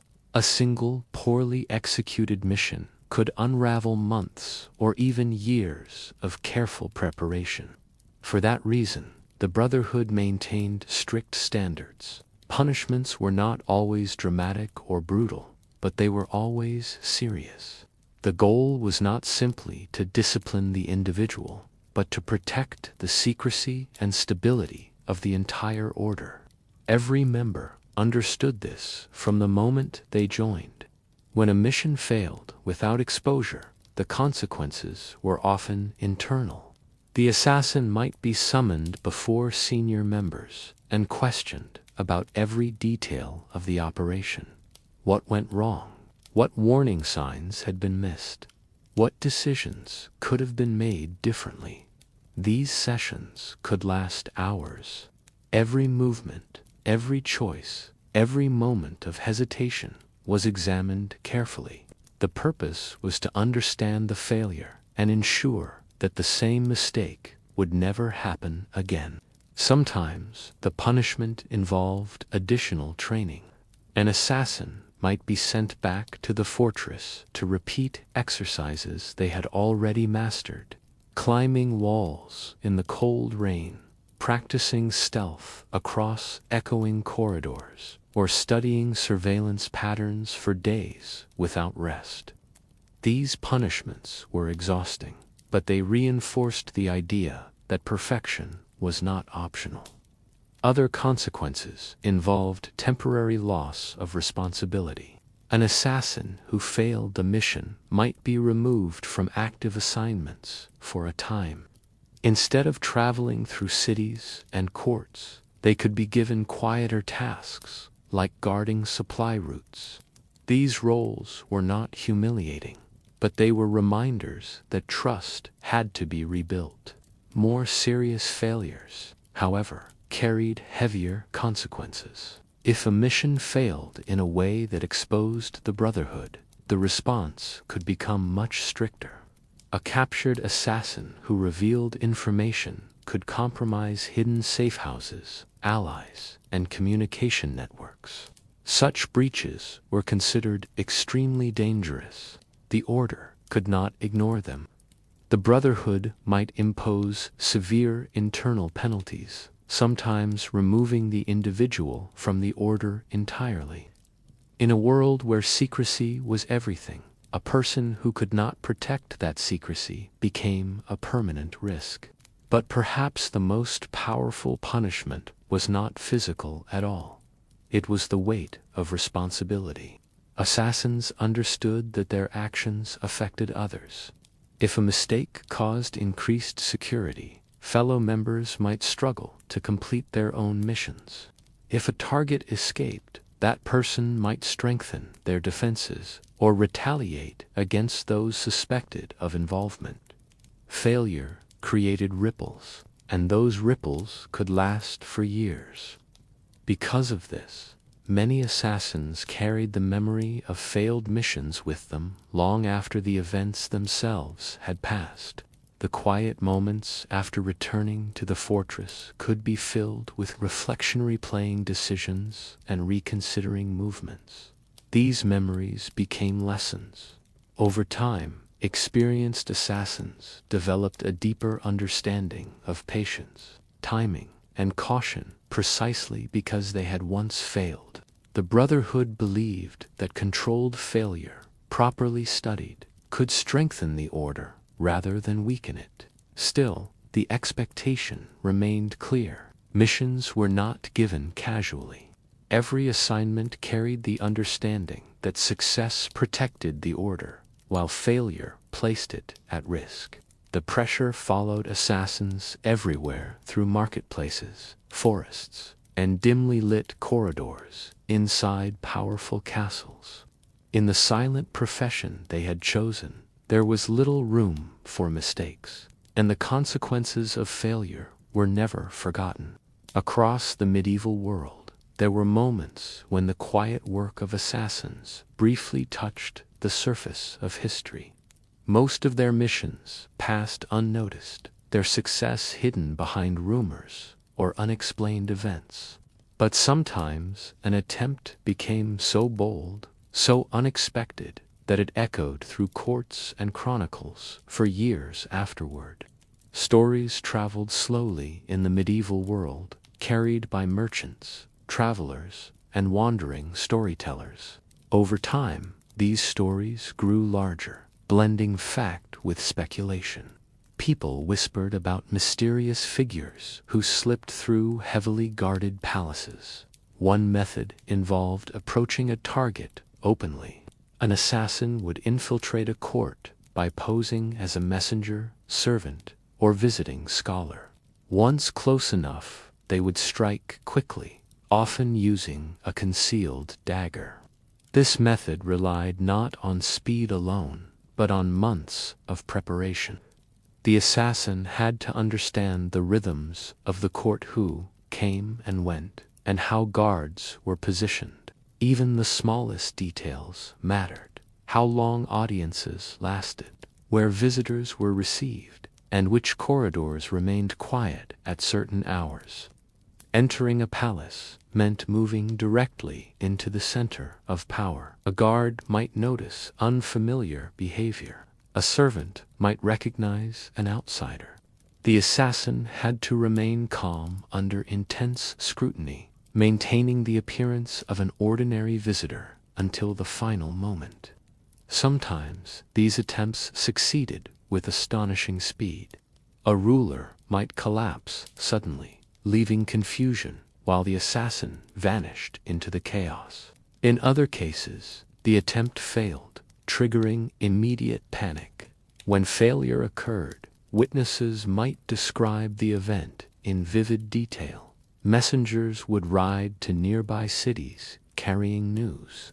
Courts across the region might tighten security, fearing hidden enemies were waiting to strike. A target might be found dead under mysterious circumstances, leaving advisors and rivals speculating how a protected person was reached. Over time, these rumors transformed into myths. Some storytellers claimed assassins could climb impossible walls or vanish into thin air. Others believed they possessed secret knowledge of poisons. In reality, most missions depended on patience, preparation, and precise timing. Kings and nobles began to view the possibility of assassination as a real threat. Guard patrols became stricter. Visitors were questioned more carefully. The fear created by a single attempt could influence behavior for years. For the assassins, these famous operations carried mixed consequences. A successful mission proved even powerful figures were not beyond reach. But increased attention meant increased danger. Every rumor brought watchful eyes. The Brotherhood often preferred their work to remain unnoticed. The most effective missions looked like accidents, illnesses, or unfortunate coincidences. Those events rarely made their way into history books, but occasionally an operation became too dramatic to remain hidden. These moments reminded the world that somewhere beyond the visible structures of power, there existed another force moving quietly in the shadows, a force capable of reaching even the most guarded halls. Rulers began to glance nervously toward the darker corners of their courts. In the medieval world, religion was woven into nearly every part of daily life. People prayed before meals, attended places of worship regularly, and believed that unseen forces guided the events of the world. For assassins living in the shadows of politics and secrecy, belief and faith played a complicated and often deeply personal role. To outsiders, the idea of a killer guided by religious conviction might seem contradictory. Yet in many parts of the medieval world, faith was not separate from duty. It shaped how people understood justice, loyalty, sacrifice, and the meaning of life itself. Assassins were no exception. Within certain assassin brotherhoods, belief became part of the structure that held the order together. Recruits were often taught that their actions served a larger purpose beyond individual ambition. They were not simply acting for wealth or personal revenge. Instead, they were instruments within a broader struggle, one that could involve protecting a community, defending an ideology, or maintaining the balance of power. This sense of purpose was powerful. Training had already demanded extraordinary discipline, secrecy, and sacrifice. Faith offered a framework that helped members accept the harsh reality of their profession. Missions that might otherwise feel morally troubling could be interpreted as necessary acts within a greater plan. In this way, belief acted as a form of psychological armor, allowing assassins to continue their work without being consumed by doubt. Religious symbolism also appeared in rituals within some orders, initiations, oaths of loyalty, and ceremonies often invoked spiritual language. These practices strengthened unity among members and reinforced the idea that the brotherhood existed for something larger than individual lives. Such beliefs were not always rigid or identical for every assassin. Some members held deep personal faith, viewing their work as part of a sacred duty. Others treated the religious elements more as tradition or structure, focusing primarily on loyalty to the order itself. The medieval world allowed for this complexity. Faith could be both deeply personal and socially shared at the same time. Religion also influenced how targets were chosen and justified. Political power during the medieval period was often closely connected to religious authority. Kings ruled with the approval of spiritual leaders, and disputes between factions sometimes carried religious undertones. As a result, conflicts that appeared political on the surface could also be interpreted as struggles over belief, legitimacy, or divine favor. Assassins operating in this environment sometimes saw themselves as defenders of a cause, not merely agents of violence. Yet belief could also create tension. Different regions of the medieval world followed different religious traditions. When missions crossed borders or involved foreign courts, assassins entered environments shaped by unfamiliar customs and spiritual practices. Understanding these differences became another survival skill. Respecting local rituals, knowing when to remain silent, and recognizing sacred spaces helped an assassin avoid unwanted attention. Religion could also provide opportunities for concealment. Pilgrimages were common in medieval times, with travelers moving between holy sites across vast distances. Assassins occasionally used these journeys as cover for their own movements, blending into groups of worshippers traveling along established routes. Monasteries, temples, and inns connected to religious communities sometimes offered places where travelers could rest without drawing suspicion. Even in the quiet moments between missions, belief often remained present. Some assassins prayed privately, asking for protection or forgiveness.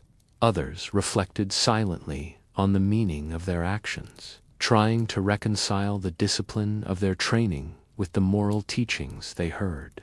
These moments of reflection did not erase the violence of their profession, but they provided a space where the mind could find balance. The medieval world was full of contradictions, and the lives of assassins reflected that complexity. They were trained to take life with precision and secrecy, yet many still lived within a culture that valued spiritual devotion and moral guidance. In the end, belief served different purposes for different individuals. For some, it strengthened loyalty to the brotherhood. For others, it offered comfort during the long, silent nights of waiting and observation. And for many, it became a quiet reminder that even those who lived in the shadows were still part of a world shaped by faith. In a life filled with secrecy and danger, those small anchors of belief could sometimes be the only things keeping the mind steady. As the centuries passed, the shadowy lives of medieval assassins slowly drifted away from reality and into legend. Stories about them traveled far beyond the places where they actually operated. Merchants carried rumors across deserts and seas. Soldiers repeated dramatic tales around campfires. Travelers told exaggerated stories in crowded taverns late at night. And with every retelling, the assassins became something more mysterious and far less human. In many of these stories, assassins were no longer ordinary people shaped by training. Instead, they became almost supernatural figures. Some storytellers claimed they could climb sheer walls like spiders, scale impossible towers, or vanish into darkness as if they had never been there. Others believed assassins possessed secret potions or poisons that worked instantly, killing powerful rulers without any visible wound. A single sip of wine, a touch on the skin, or even the scent of a flower was said to be enough. These tales fascinated people. In a world of predictable routines, the idea of secret figures quietly influencing the fate of kingdoms captured the imagination. The mystery surrounding assassins allowed rumors to grow unchecked because the truth was rarely visible. Real assassins did not announce their presence. Their missions were designed to leave as little evidence as possible. When a ruler died unexpectedly, or a rival noble disappeared under strange circumstances, people naturally searched for explanations, and often the answer they imagined was an assassin. Over time, the legends grew even stranger. Some stories claimed that certain assassin orders raised children from birth to feel no fear or pain. Others insisted that members were completely loyal to their leaders, willing to sacrifice their lives instantly without hesitation. In reality, the truth was more complicated. Assassins were not emotionless creatures. They were human beings who endured intense training and immense pressure. They felt fear, doubt, and exhaustion like anyone else. Their skill came not from supernatural powers, but from patience, preparation, and the ability to remain calm under dangerous conditions. But stories rarely favored simple explanations. Myths were easier to remember than reality. In some regions, the word assassin itself became surrounded by mystery. People debated where the term had originated. Scholars wrote accounts describing shadowy brotherhoods hidden within mountains, mixing real observations with dramatic imagination. Even rulers and nobles sometimes believed these exaggerated tales. A king might double his guards, install new locks, or forbid strangers from approaching too closely. The fear created by legends could influence behavior just as strongly as real threats. In this way, myths became a form of power. The reputation of being unstoppable or unseen made the Brotherhood appear far more dangerous than their actual numbers might suggest. Enemies became cautious, rivals hesitated, suspicion spread through royal courts, and all of it was fueled by stories. Yet behind the legends remained the quiet truth of the assassin's life, a life of endless training, careful planning, and constant risk. The real work happened in silence, far away from the dramatic tales that filled the imagination of storytellers. Most missions were not dramatic at all.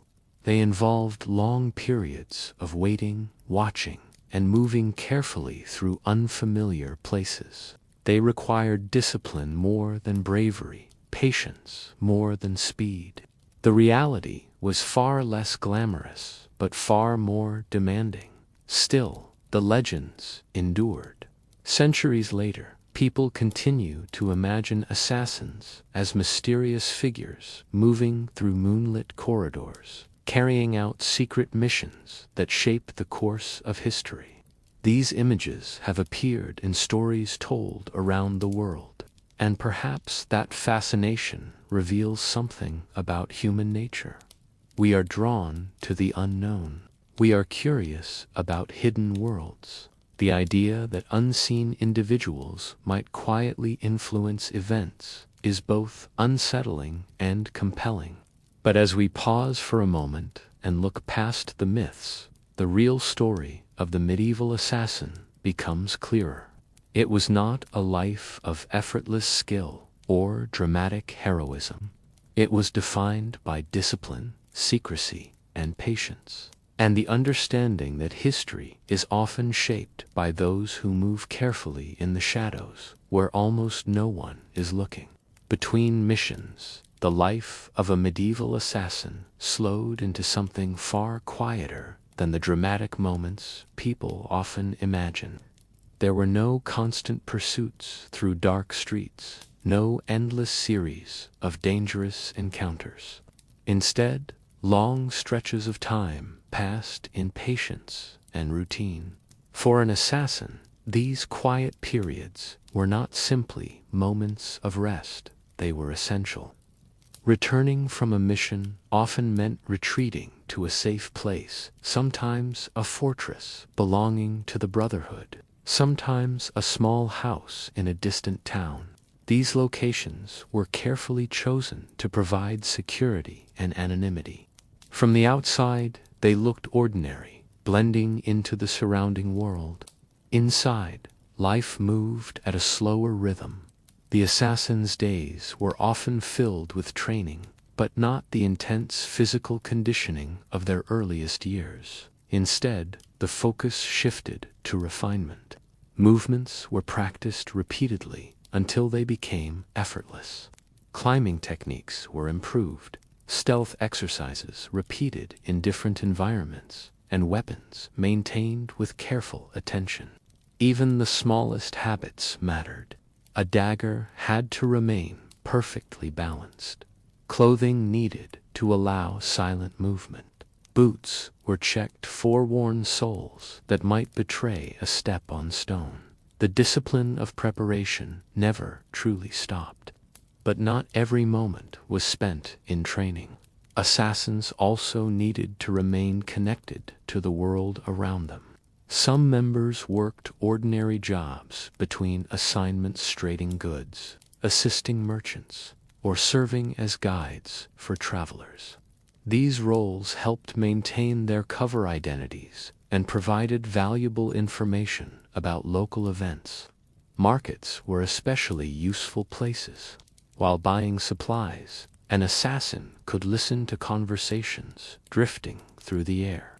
News of political disputes or reports of increased military activity often surfaced casually among merchants and travelers. Observation remained a constant habit, even during something as simple as walking through a marketplace. The assassin's mind continued to scan who entered the room, which guards patrolled the streets outside.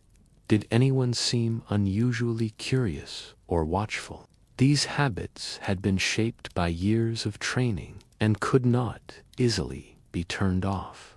Still, there were moments when the rigid structure of their profession relaxed slightly.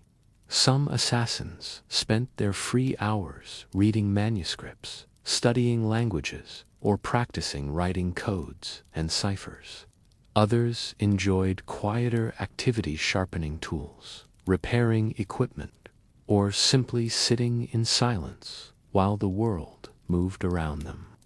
Friendships within the Brotherhood were often reserved but meaningful. Members shared a unique understanding of the life they had chosen. Conversations were rarely loud or emotional, but there was a quiet respect among those who had endured the same difficult training. Stories were sometimes exchanged in low voices, lessons from past missions, clever escapes, or mistakes that had nearly ended in disaster. These conversations helped younger members learn from the experiences of those who had survived longer in the dangerous profession. Despite these small comforts, a certain distance from ordinary life always remained. Assassins rarely allowed themselves to grow too attached. Attachments created vulnerabilities, and vulnerabilities could be exploited. A friend who knew too much might expose secrets that had to remain hidden. So even during peaceful days, there was always an awareness that the quiet life might soon change. At any time, a messenger could arrive carrying instructions. A coded letter might appear with news of a new assignment.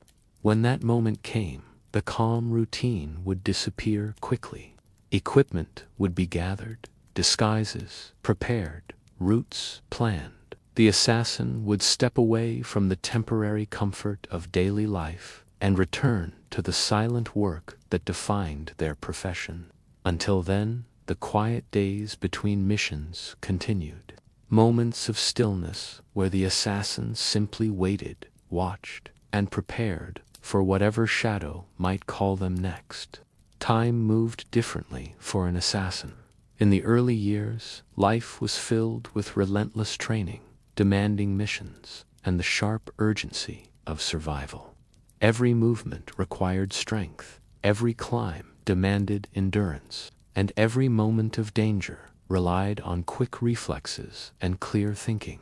Youth gave assassins the physical ability to endure long journeys, scale difficult terrain, and remain alert through nights without sleep. But no one remained young forever. As the years passed, the quiet passage of time began to shape the life of an assassin in subtle ways. Muscles that once responded instantly grew slower to recover. Joints stiffened after long climbs. Nights spent in cold hiding places became harder to endure than they had been in the past. These changes did not happen suddenly. They arrived gradually, almost unnoticed at first. An assassin might realize one evening that a rooftop leap felt slightly more difficult than it once had. A long journey through rough terrain might require more rest than before. The body, after years of strain, began to reveal its limits. Yet aging did not necessarily mean weakness. In fact, older assassins often possessed something younger members lacked: experience. Years of missions had sharpened their instincts. They understood human behavior more deeply. They recognized patterns in politics and power that younger assassins might overlook.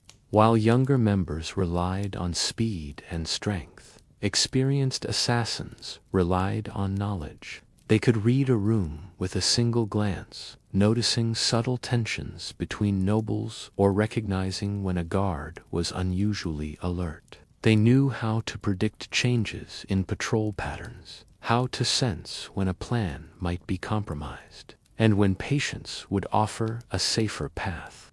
These insights were invaluable.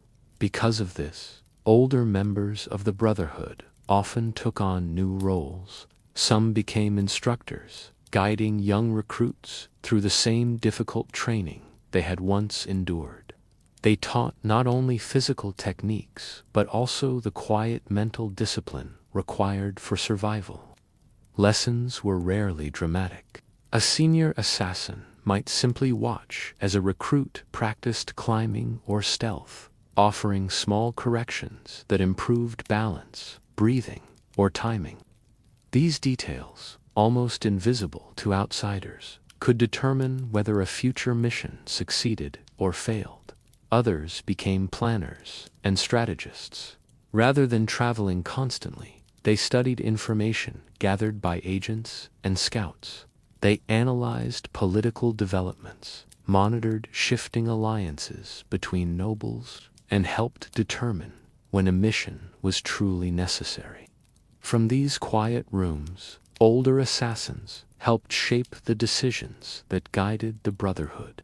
Yet, even with these roles, aging carried a certain weight. The life of an assassin was built on secrecy and constant movement. Over time, this meant leaving many parts of ordinary life behind. Families were rarely formed. Friendships outside the order were limited. Personal histories were often hidden or forgotten. As years passed, some assassins began to reflect on the paths they had taken.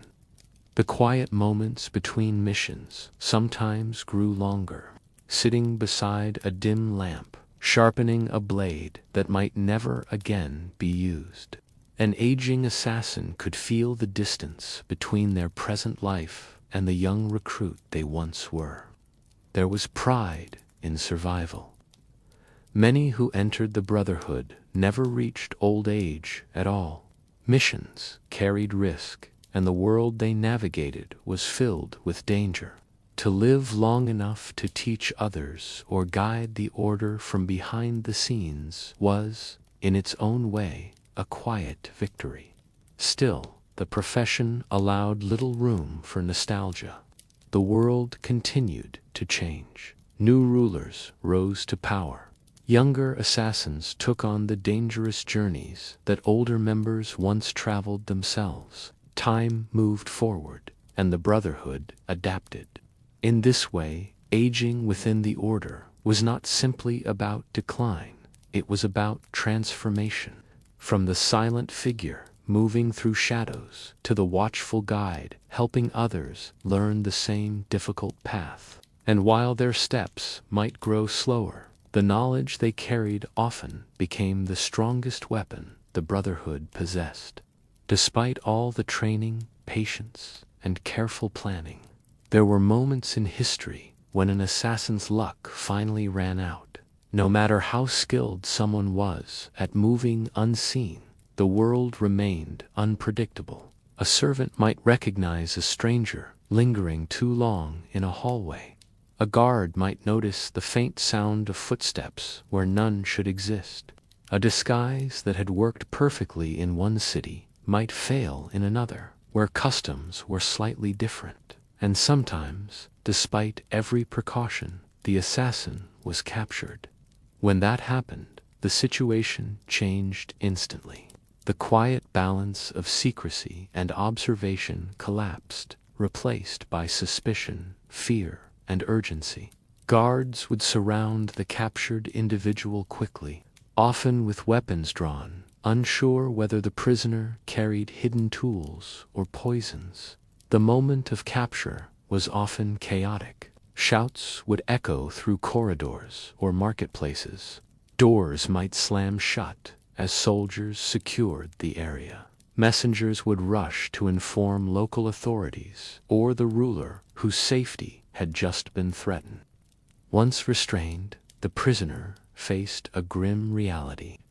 In the medieval world, being caught was considered a serious crime against authority.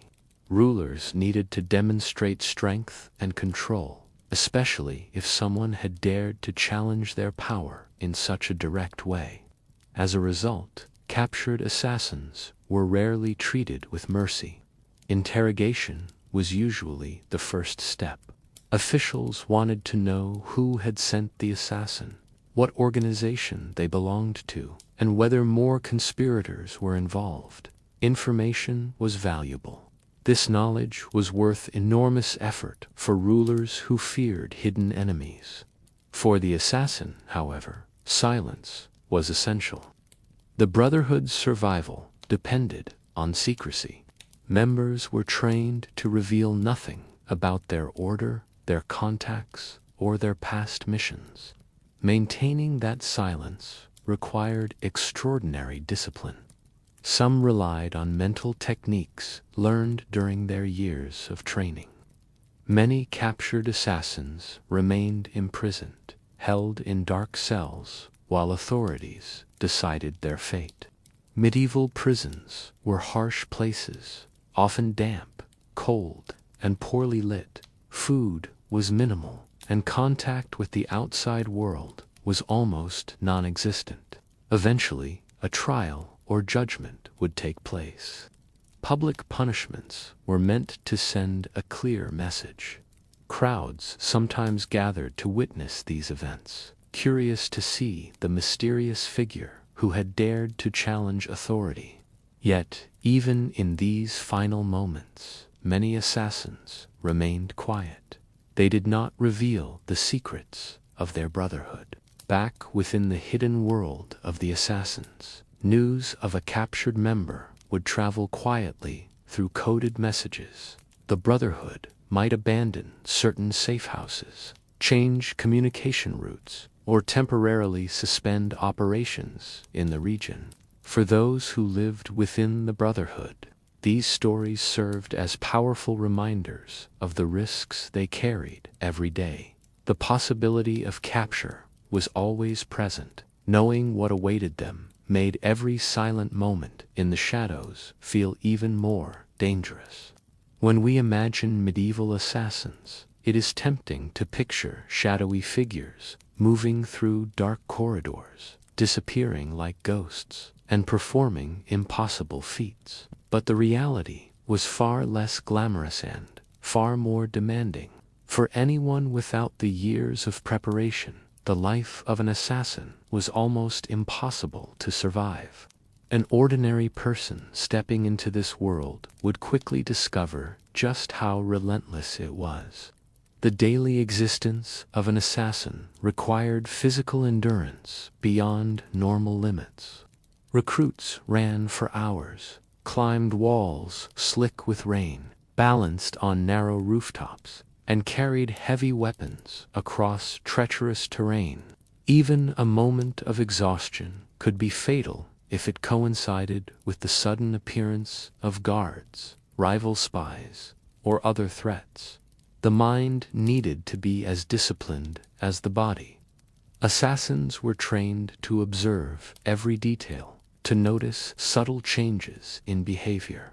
Ordinary people, untrained to perceive these small cues, would likely overlook danger entirely, or misinterpret a harmless event as a threat, leading to mistakes. Stealth was another barrier. It was not merely about moving quietly. It was a complete understanding of presence, perception, and invisibility. An untrained person would struggle to blend into crowds, remain unnoticed in corridors, or navigate unfamiliar terrain without leaving a trace. Even the simplest mistakes, a scuffing boot, a glance at the wrong moment, or a cough in silence, could expose them to deadly consequences. Fear, too, could become overwhelming. For assassins, fear was managed and converted into focus, a tool to sharpen senses rather than a paralyzing force. An ordinary person, suddenly confronted by the possibility of capture, might panic. In medieval times, capture often meant brutal interrogation or death. The social and psychological isolation of the life added further challenges. Assassins were trained to live with secrecy and detachment. An ordinary person, accustomed to comfort, would quickly feel overwhelmed by the constant vigilance required. The mental strain could break them. Even the tools of the trade required skill. Weapons had to be used with precision, and every device carried its own risks if mishandled. Ordinary people would find it difficult to wield a dagger, throw a concealed weapon, or handle poisons without training. Mistakes could be fatal. Perhaps the most difficult aspect would be the moral weight. Assassins followed orders that could mean taking lives for political reasons. The psychological burden of living with such responsibility, and the knowledge that failure could have catastrophic consequences, was immense. Surviving as a medieval assassin required the combination of years of preparation, relentless training, adaptability, patience, and discipline. It was a life carefully cultivated from childhood. An ordinary person would be unprepared for the extreme demands, dangers, and isolation. The profession was not designed for the average individual. It was a world apart, shaped by necessity, secrecy, and discipline. To step into it unprepared was to step into near certain peril, a stark reminder of just how extraordinary the assassins of history truly were. After traveling through the shadowed corridors, hidden fortresses, and crowded medieval streets alongside these secretive figures, it is easy to forget just how human these assassins truly were. Beneath the legends, the myths, and the whispered stories lay lives defined by discipline, patience, and the constant awareness of danger. Life as a medieval assassin was neither glamorous nor heroic in the way stories often portray it. The work was quiet, repetitive, and demanding hours spent in observation, waiting, or moving carefully through the world without drawing attention. It was a profession shaped by the relentless need to survive while completing missions that could alter the course of power and influence politics. And yet, amidst this tension and secrecy, there were moments of reflection, however fleeting, in the hidden corners of cities, on rain-soaked rooftops, or in the quiet confines of their fortresses. Assassins learned to observe the world within themselves. They understood fear and mastered it. They faced failure and learned from it. They carried out orders and bore the weight of consequences that few could imagine. These lives, full of danger and discipline, were also lives of quiet endurance. Even in the shadows, assassins found routines, moments of solitude, and the subtle beauty of a world that continued moving around them. The sway of trees in a distant forest, the flicker of candlelight in a dark corridor, the gentle murmur of a marketplace all became survival tools. We also see, through their stories, the stark contrast between legend and reality. Myths grew around their deeds, imagining supernatural skills. But the truth was far more profound, skill born from years of careful training and patience. The real power of an assassin came from their ability to act only when the moment was precisely right and to remain unseen. Looking back, one realizes that this life offers a lesson about focus, patience, and the quiet mastery of one's mind and surroundings. It reminds us that survival often depends on preparation, observation, and the courage to remain steady when the world presses close. It also shows that true danger is rarely dramatic. It is often hidden in plain sight, unfolding in ways that the untrained eye might never notice. As we leave the world of medieval assassins behind, it is worth considering the human side of those stories, the endurance, discipline, and subtle intelligence. Their world was harsh and unforgiving, yet also quietly remarkable for the skill, patience, and resilience required to exist within it. And now, as the shadows of history recede, and the streets and fortresses of long-ago cities fade from our minds, it is time to rest. Close your eyes and imagine the quiet nights, the soft footsteps, and the hidden moments where patience and silence reigned.